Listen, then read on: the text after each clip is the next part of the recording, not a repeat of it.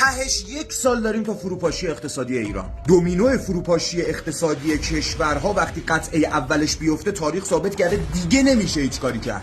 قطعه اول این دومینوی فروپاشی ورشکستگی بانک‌های خصوصی در اون کشوره. الان آینده رو دادیم رفته، ملل رو دادیم رفته. حالا ملل جالب بود بدونید که هم مدیر عاملش یه آخوند بود که همون آخونده معاون آیتی بانک هم بود. بانک سرمایه تو اولویت، سپه تو اولویت، دی تو همه ناترازن. بانک سپه که مختص نیروهای مسلحه، بانک دی که مختص بنیاد شهیده و همه اینا ورشکستن. فعلا بانک مرکزی اعلام ورشکستگی نکرد. اینطوری نیست که هنوز نشدن. قطعه دوم این دومینو که دیگه از همه خطرناک‌تره و وقتی اون بخوره انگار تبر به ریشه زده، بحران تامین اجتماعی و بازنشستگی یک کشور. 2 سال قبل از اینکه شوروی فرو بپاشه تعداد شاغلا کمتر از تعداد بازنشسته شده بود. این باره قابل تحمل نبود برای اقتصاد اون کشور. همین الان با این وضعیت منفی جوانی جمعیت، با این وضعیت ورشکستگی 90% صندوق‌های بازنشستگیمون، با این تعداد بازنشسته تو کشور قطع به یقین تا 1 سال 2 سال آینده به این نقطه خواهیم رسید.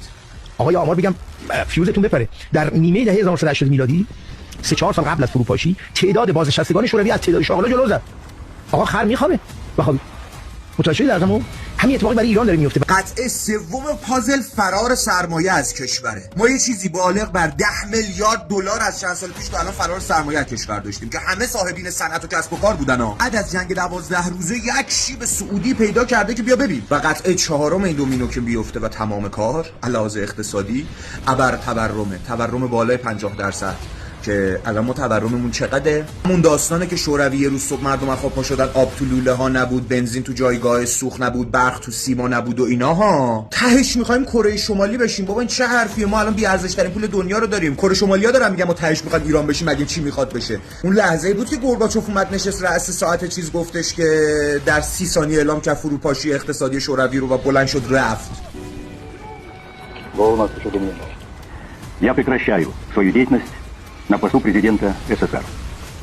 Принимаю это решение по принципиальным соображениям. این تخصص آمریکاست.